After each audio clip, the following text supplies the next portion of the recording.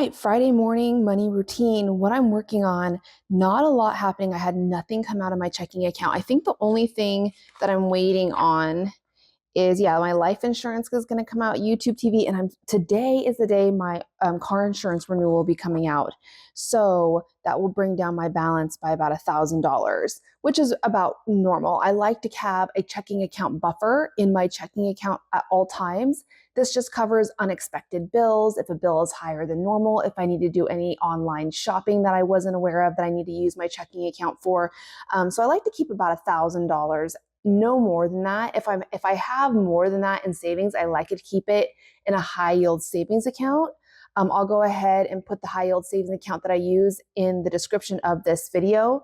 But here's what I was working on. I can show you this. So yesterday, me and James, we went and got some clothes for back to school. This is why I have this, my back to school sinking fund.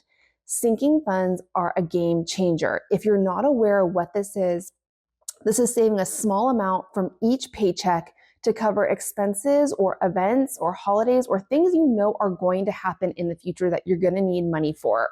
So I save a little bit. You can see on the back on my tracker, I'm saving $8 a month. And then I'm spending. I had a big rollover from last year where we didn't use $250 of it. So that gave me a big jump. But so we used some of it. You can see I have $70 left, which now I'll roll into next year's back to school.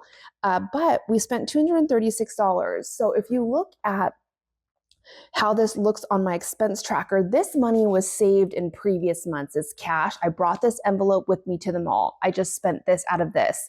So if you are saving in previous months and you're using that savings in the current month, it would look like this. You're spending of that money. So for us, that was clothes for James. Back to school goes under James's category, $236. But then I write a transaction back to school sinking fund. It's a savings inflow into my life. It's a deposit for $236. These two cancel each other out. So I had that on my cash expense tracker. That has been done. And now my back to school has been used. It's done. And I'm going to roll over. So I'll start a brand in January. You'll see me. I'll start a brand new back to school envelope and I'll just roll any money that I have left over from this year's sinking funds into next year's. That will also affect how much I save next year. The next thing I wanted to show you very quickly, let's move my workbook out of the way. I'm working on my cash envelope. So I decided to go back to 6 cash envelopes, 1 cashless spending tracker in my wallet. What I have found, I keep going back and forth. Some months I'll go into cashless. For the last 2 or 3 months, I've gone completely cashless except for my food. I added miscellaneous, my cash envelope back last month. This year I'm going back to all of them. For some reason, doing it this way, I save more. I've noticed that about myself.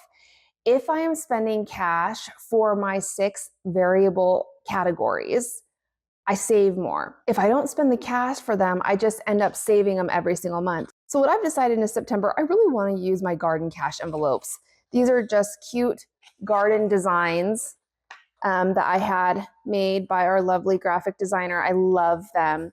And then I'm going to use one of these spending trackers for my gas because I'm cashless with that. So I want to show you how you make these in today's video. I'll just make one so you can see. If you order any of my printable envelopes, you're going to print it out. Now I print mine out on 28-pound bright white paper, and you're going to just print it out on regular, have it fit to one regular sheet of paper. And you're just going to cut along the outside.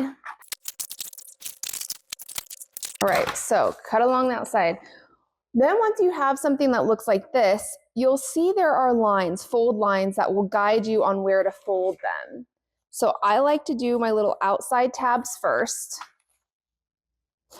Okay, and then I like to bring up the bottom, and there's a bottom line where you can, as a guide that you can use. Okay, at this point you have your little flap and your 2 outside flaps.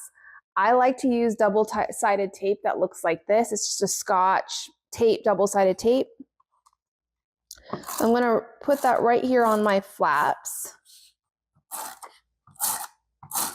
Okay, and then you're going to bring up that top one, and there you go. So, and then you can fold down your top flap like this.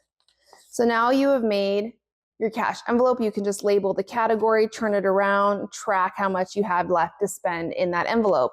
So that's how I make my printable cash envelopes. We have a ton of those for free in our free resource library, or we also have them in the TVF shop. I'll put a link to the garden ones that I'm going to be using in today's description of the video. That's what I have going on for my morning routine.